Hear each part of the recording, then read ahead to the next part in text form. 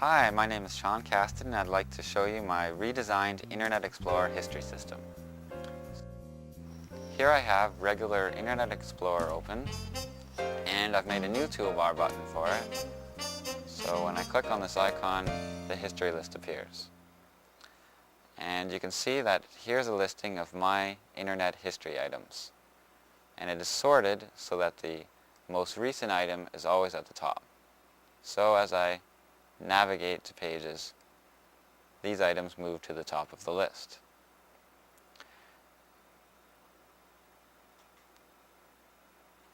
You'll also notice that for the icons we use thumbnail images. And when I move the mouse over items, we get a large zoomed up view. Now, instead of just a history list, it also incorporates bookmarks or favorites, so that if I think an item is important and I want to be able to get back to it very easily, I will click on the item and make it what we call a dog ear.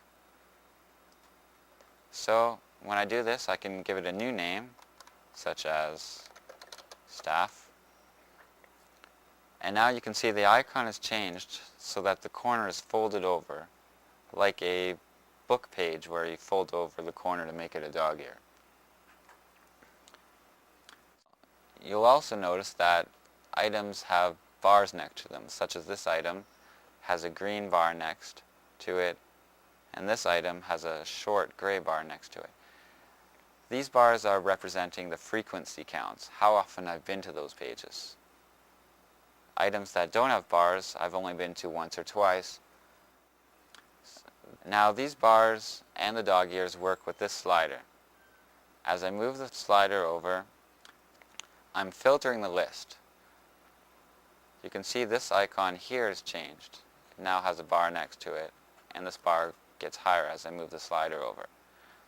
I'm filtering the list to only show items I've been to this many times, in addition to the dog-eared pages.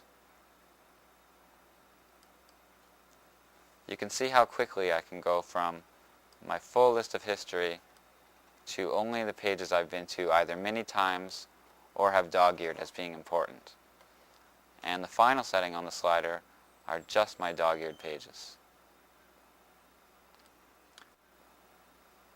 There are other ways to search the list. For instance, with this drop-down, I can filter the list to only show pages from particular websites. For example, here I'm selecting our department website, so now the only pages shown are from that site. And again, these pages are sorted by recency.